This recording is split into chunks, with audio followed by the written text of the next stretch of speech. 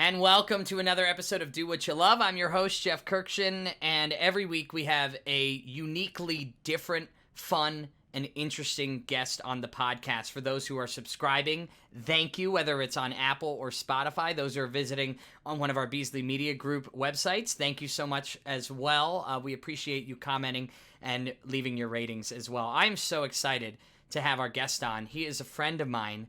Norris Howard is a genius mind when it comes to the world of esports, something I know little to nothing about, quite frankly. The only gaming system I own is a Nintendo 64, and I can see him laughing at me already. Hi, Norris. How are you, brother?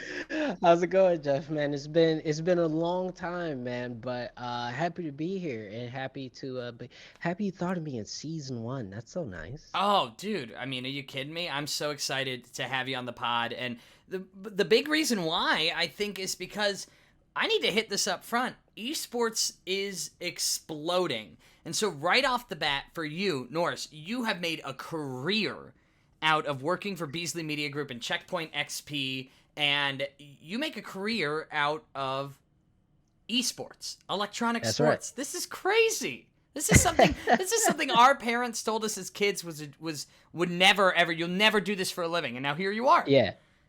It's funny, but in a very strange way, neither one of my folks ever told me that. They never told me that video games was some sort of like dead end. Because I was exposed to gaming through my dad. My dad played games. I'm talking about like Sega Master System, Sega Genesis. He had all that stuff. And he gave me the talking point to take back to my mom of, well, it's helping me read as a kid because we didn't have voice acting and stuff. So he was like, is this helping you read? And it did. And then as it continued to grow and grow, I got interested in journalism through video games, and so my mom got on board. So now I never got that narrative really from my folks. So Well, that is awesome because I know my parents at one point told me, "Hey, I don't know if you're going to have a career in video games." My dad's excuse was I was a big MVP 2004 baseball, 2003, right. 2004.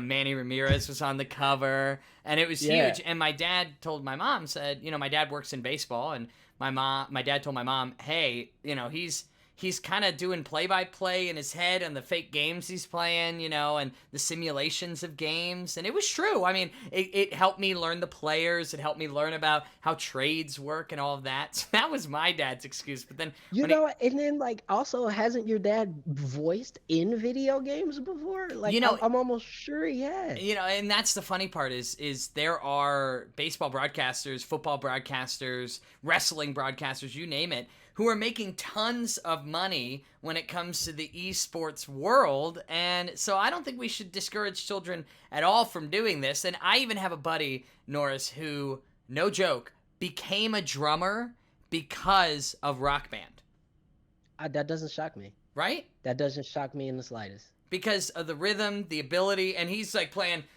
expert level with his eyes closed in certain levels. That was like his college party trick. I'm like, all right, dude, whatever you think's gonna get you the ladies.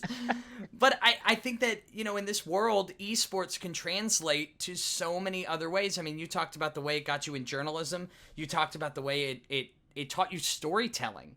I mean, think back to the Absolutely. classic games of Super Mario 64. That was like my deal as a kid, like playing the adventure mode. You got to read along. You got to play along. Zelda. Are you kidding me? Some of the Oh deepest no, and storylines. and it's interesting because when you get into video games at the era that I got into them, the storytelling had to be strong because you couldn't depend on the graphical fidelity, right? You couldn't make it look, video games, Marvel movies, they all look the same nowadays, but you couldn't do that back in the day. So you had to have great writers. You had to have great music, which is why when people say, "Oh, video game music," it all sounds like stuff from the 80s and 90s because it had to be good and melodic. So um that I always say is like one of the best eras if you grew up in it to get into video games.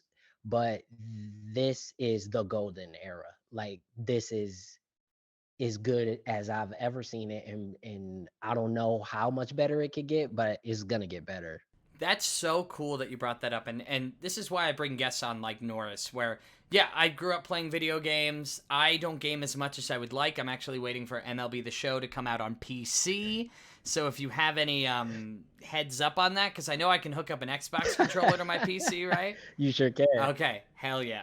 I'm waiting for that to drop because I'm planning a wedding. You just got married. Congratulations. That's by the way. right. Thank you so much. So to go drop a couple $100 on a PlayStation, I don't know if my fiance is going to be cool with that when we need to get flowers that are going to die Of course. after the wedding. But I digress. I will put that aside. I'm going to lose that argument every time. But I think it's yeah. I think it's really cool what you just brought up, which is the fact, and as a kid you never think about it, but the beauty of the storyline, the beauty of the music, because you can't rely on Mario and Super Mario 64 looking anything other than paper, literally a 2D object. Just almost. blocks. Yeah, just blocks, and that was the cool part about, coming up when we did, because it was like you got to see the progression. Like very rarely, I think, do generations get to see the level of progression of any technology at the rate that we have.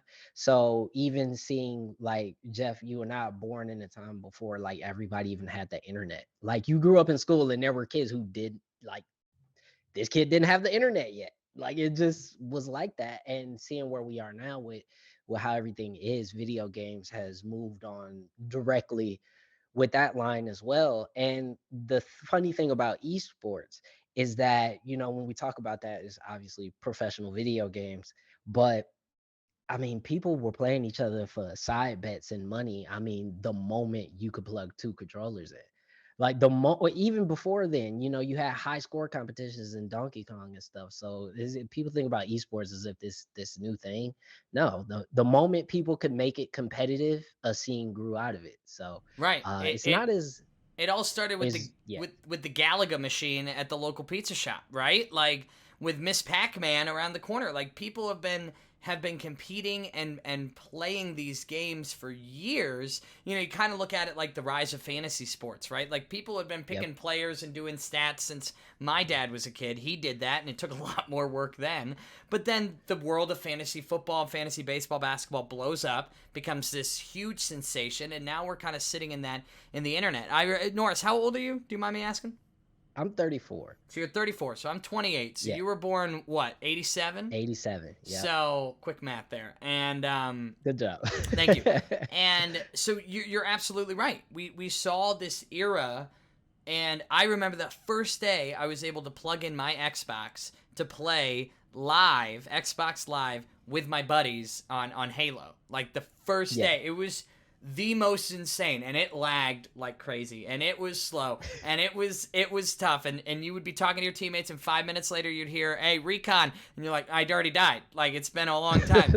So, but the way it's gone, and I think you brought up such a good point. You look at here in Las Vegas, the Luxor has a beautiful esports. Have you been to it yet? Have you seen it yet? Because I was take there you. the day it opened. No way.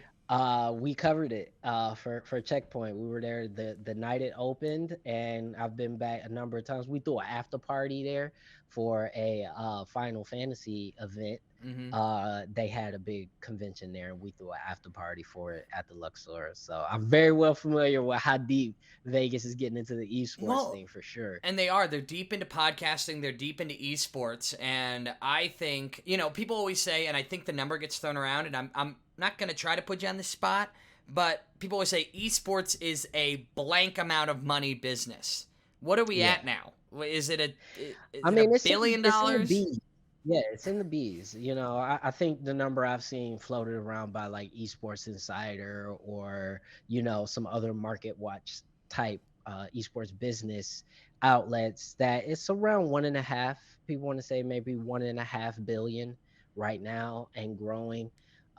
So it's a $1 billion industry. Yes. Wow. And so, I feel like people just scratch the surface, and that's why I love this podcast, is we can scratch the surface and then go deeper. But, there are tournaments. What is the biggest tournament of the year, whether it's for a team or an individual? And what are we talking when it comes to amount of prize money that people are taking home? This industry is huge. I think every year there's a competition in a game called Dota 2. And every year, everybody's looking at how much is the international, which is their big, tentpole event. Uh, we go, how much is the prize pool for the international going to be?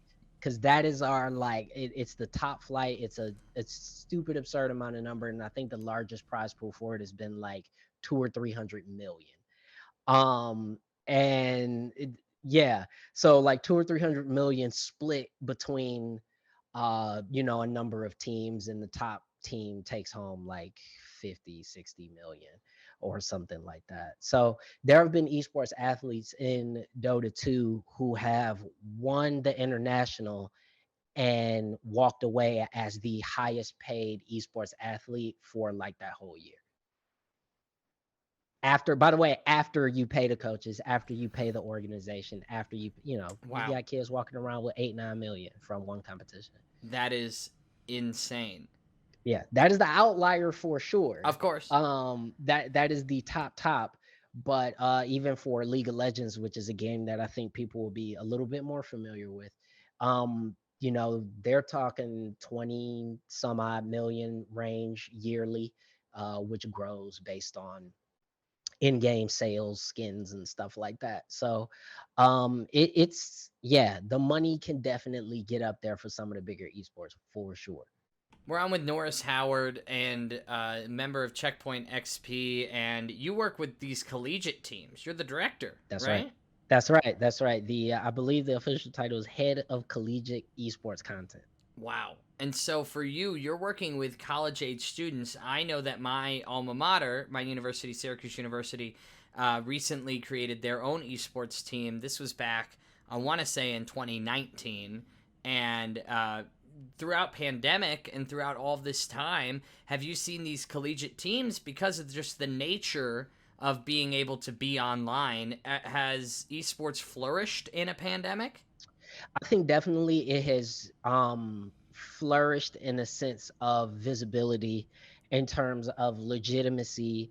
From an infrastructural standpoint, I'll be honest, there probably has not been as much progress as I would have liked to see.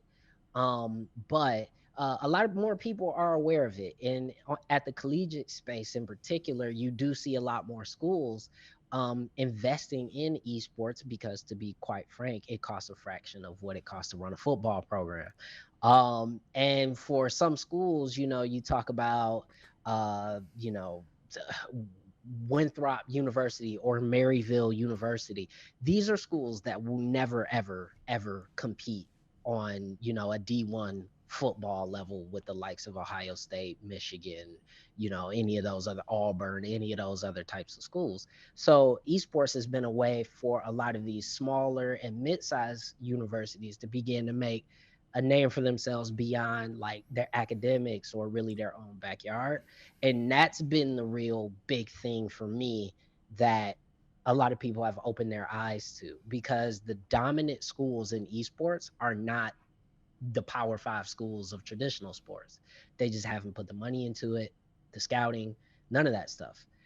So it's really interesting to think about it. Every now and then you get schools that, like University of Nevada, Las Vegas, for instance, of which whom we work very closely with.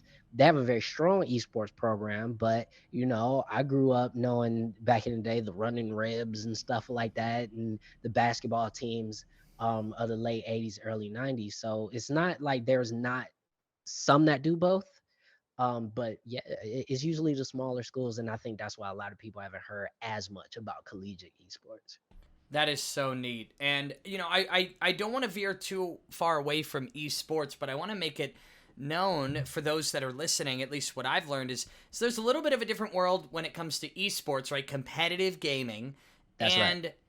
streaming of video games and streaming Yes. on Twitch and there is a whole other market. So when we say, okay, let's just say it's 1.5 billion, right, is Hmm. esports. But then there's a whole other world of video game streaming that is also bringing in an enormous amount of money. And I have buddies, and I have to give a quick shout out to my buddy Chris Pino, because he, like yourself, I picked your brain about OBS and streaming and doing all this. He helped me build my PC. He Yeah. helped me put this whole setup together because he's the man. and he is a streamer. And he tells me, hey, I do it because I love it, right? I do it because I love it. Sometimes, if I get 10 viewers on a stream, Who cares? it's like a big deal. It's like, oh, I got 10 people that wanted to watch my stream. That's awesome. But he does it because he loves it. And for you, I feel like we see the generation below us, kids born in the 2000s, whatever it is, Gen Z or whatever you want to call it, that are wanting to have these setups. I know one of my coworkers, his son just bought a microphone and a webcam and is doing the streaming thing. How big is video game streaming in this world today? I mean, I'm gonna be honest, that number I think is a lot harder to calculate. Because when we talk about video game streaming, I think a lot of people lump just streaming in there, which being anything you can watch on Twitch or YouTube Live or something like that. And I tend to think of it all as the same because usually one thing is an entry point for another. But I mean, that's a multi-billion-dollar industry as well. I think, especially if you look at how it's caused growth in both home PC sales, home lighting setup sales, camera sales, microphone sales. So all the stuff that goes along with it, how much it's actually driven those industries and the innovation there. Yeah, it's really hard to calculate to say how much that industry could be worth. That's much harder. Yeah. Well, no, I think you bring up a really good point, because if you go through Walmart, Target, Best Buy, any of those places, you'll see now companies that are selling streamer starter kits, or even YouTube starter kits. So it comes with a camera, it comes with a ring light, it comes with your microphone, and it comes... Yeah, probably don't buy those.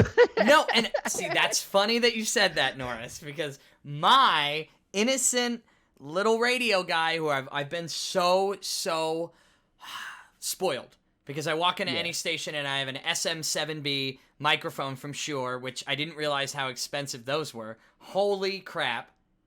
My gosh.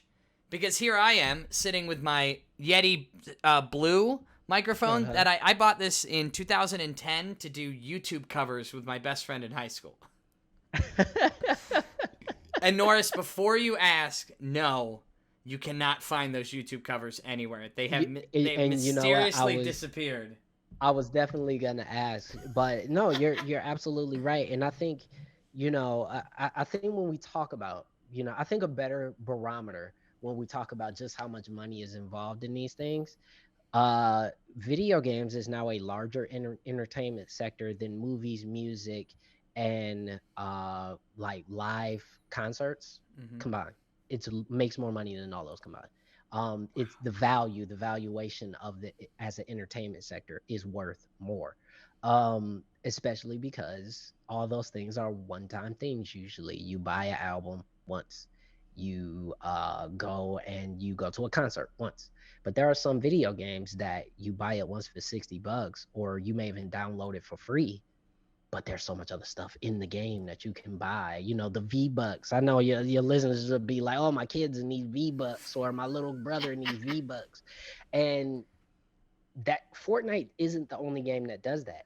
There are ways almost every one of the top selling video games of the year has these mechanics in it. And that's how they make so much money, is because, you bought it for $60, but you're going to spend another $300-400 in it to really enjoy it the most you want. And not to dumb it down to a level, but my mom is 64, and her phone, Candy Crush, all these games do the same thing, right? Where, the game is free. Oh, you ran out of lives. You can either share it on social media and get 2 more lives, or you can pay us $4.99. I mean, the amount of income they probably have, they could give it away for free. Just like you said, there's probably a bunch of free games you can download. And that's what makes them the most money, is the mobile games, is because it's nothing to just tap a button. And now you could just bill it to your phone bill. So it's just like, it's dangerous. Whatever. You hear those stories too, Norris, of the kids who got a hold of mom or dad's phone and bought $10,000 worth of chips in some game, and you're like, I didn't know it was real money. It's like, I'm glad we didn't have to deal with that, because I would have been kicked out of the house when I was a kid. Same, literally. But no, it's crazy. But the cool thing about it, though, that I enjoy the most about it, and making a career out of it, is at the end of the day, like, it's video games. It's fun. Like, just thinking about them, talking about them. I got video game stuff all over here. My wife can't stand it, but we got all kinds of, cool stuff. Actually, let me not say she can't stand it. That's not necessarily true, but Well, I um mean, she can stand it because it brings in that the bucks to be well, not buying her just not Amazon. just that. Not just that though. I think it's really cool that she understands that it's okay to be passionate about stuff. And I Right. think that's what, a lot of people, like, when we were growing up, people teased gamers because you were like nerds or whatever. I never had that issue, but apparently that happened to people. And yeah, it's cool being passionate about this stuff. People geeked out about Star Wars for 50 years, and now I can't geek out about Street Fighter. Like, that Right. doesn't make any sense. You're absolutely right, and I think that this geeking out, as you call it, has created a career for not only you but for so many other people, and it's created a stream of income for people. But it's also that enjoyment, which is so important. I talk about my streamer buddy Chris, who just does it. He's studying to get his PhD right now, and he just streams on the side and has fun and puts stuff together, and it's really cool. And I've hopped on a couple of his streams, no idea what's going on, but I'm there to support. I'm there to be supportive and help him out. And so for Norris, for you, for anybody listening right now, what is the I know this is very, very subjective, but you're my only guest that I've had in the e-gaming world, so we're going to take your opinion as expertise here. All right, What sure. is the biggest game right now? Like, what is the game that not just the kids, but everybody in esports Okay. and in gaming is like, this is the game right now? And it might change in 2 weeks, but what's the game right now? So I will say this. In terms of what makes the most money, what is the most, biggest thing to the average person.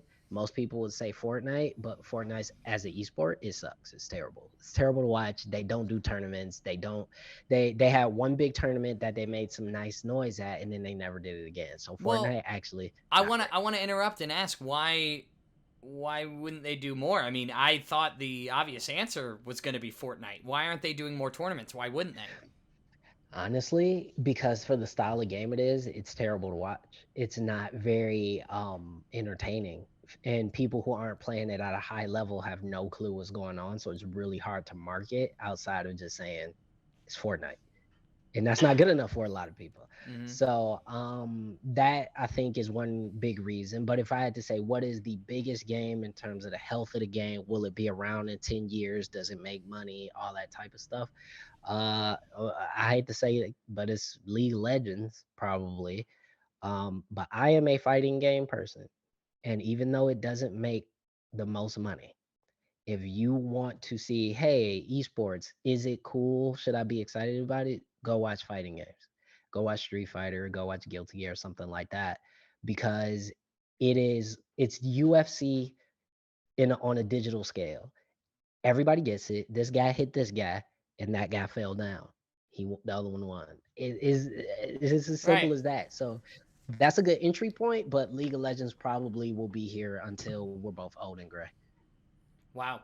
And I mean, you mentioned Street Fighter. These are games that I remember growing up with. There are brands that I feel like have adapted in the world of esports, where Street Fighter was literally. I mean, I see the images Oh, you got behind you. the yeah, you got the we got the kin.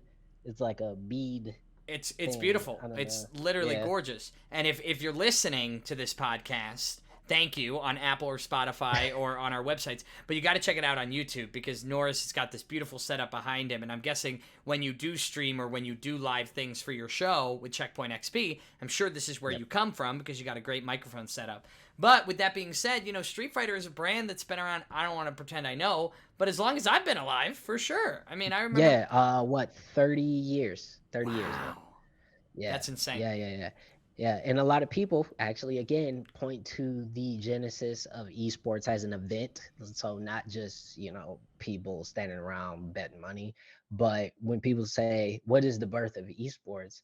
A lot of times people say there was one event in San Francisco or the Bay Area of California, where a bunch of guys in 1992, with the permission of the people who made Street Fighter, put on a big tournament. And that was like the first big event. It was fighting games. So just like you talk about what are the first big sporting events, and you talk about like old school boxing and stuff like that, it's the same thing. Wow. See, that is so interesting because you compared it to kind of UFC and the fascination people have with that. But when it comes to esports, you are the fighter. You are That's right. the winner at the end. I mean, obviously, you can put money down and say, UFC, this is great. I want this guy to win. Or you could be the reason why this guy wins. Yes. It's the participatory aspect. And I think it's cool because people can really get into it at a very fundamental level. Like I understand, like in the same way you come from a family is very, very deep in baseball. The average person cannot tell you the difference between a slider and a four-seam fastball. Like it's just they just did it. Did the guy swing at it and miss? Yes, no, okay, whatever. Um, and so they're going off really expert, commentary and former players and all that stuff. But it's so granular. The things that make one team better than another one in baseball, I mean, it's a matter of millimeters in some instances. And I think with esports, it suffers from that a lot. Whereas you have to be somebody who plays it or is into it or has tried it for yourself to really get the value of it. I think fighting games and a few other games like Rocket League and stuff like that, they don't suffer from that because you get it. As soon as you see it, you get it. Right. Rocket League is a game I've played one time ever, and it makes sense. You're driving cars, kick a soccer ball into a goal. Boom. I mean, who would have thought that would be a billion-dollar business idea? I remember when I first played, and I thought to myself, this is ridiculous. Like how it's basically like a Mario Party like game. What were they? Mini game. It was Mini like, game, yeah. but just on a huge, awesomely beautiful looking, fun But I'm level. telling you, if you saw it played at the highest level, you'd be like, I didn't even know you could do that in the game. Oh, I believe If it. you ever, yeah, if you ever watched like even collegiate Rocket League, which right now I actually much prefer to watch collegiate Rocket League than pro Rocket League, for a myriad of reasons. I don't even want to get into that whole argument. That's like NFL or college football. I don't want to do that right now. But um, I love watching it because it is a game I know I can't be that good at. So I just sit back and enjoy people who are much better than me at this game. How often in the esports world do they throw it back to games that I would recognize as a kid, from that of a GameCube, an Xbox, a PlayStation 1, a Nintendo 64, a Sega? Is there a Yeah. market for these throwbacks? Yeah, I mean, I think not so much for your big PC based games, and stuff like Counter Strike and things like that. You probably aren't going to get throwbacks of those because everything is so based on the internet, and it's really hard to kind of get those games to work properly, from like a programming point of view. It literally, you just can't do it in some Mm-hmm. cases of the game. But there is a lot of in-person side events for old games, but the big thing for old games is a thing called speed running, where people just try to complete a game as quickly as humanly possible, to the point where they'll break the game, find glitches, and fast forward 20 hours and stuff like that. That's kind of an esport, quote unquote, onto itself. But Street Fighter's legacy, it's been something that's been around as an esport for 20 plus years. Madden has been an esport for 20 plus years. 2K has now a fully NBA sanctioned and approved and run esport through 2K. The NBA runs that esport league. Um, and a few others that I think more people would recognize, but they don't come around very often. Like an old game coming back, and people are like, "This is actually good." Yeah, no, that doesn't happen. Wow. So you won't see anybody playing Super Smash Brothers Melee or anything like that in a tournament style. Jeff, you Jeff, you have literally you've stepped on a third rail, because Smash Brothers is one of the largest fighting game esports in the world, and there is a split amongst that community on do you play Melee or do you play the newest one? And there's a group of people who will not stop playing Melee, to the point where Nintendo has given them cease and desists about how they do not want them to play this video game. And people will still play it So, professionally. so Nintendo is so upset because they're releasing new Super Smash Brothers for every system that they come out with, whether it's Brawl and all of, from there. And people are saying, "No, I'm good with Melee," because the game was that good to people, because it was that It was good to that me. good. It was that good for people that we don't want to move on. We want to keep playing this one. I have my own personal feelings on what each party could or should do, but yeah, it's a massive, massive schism. So I was literally about to say the exception being Melee. I can't believe I walked right into that.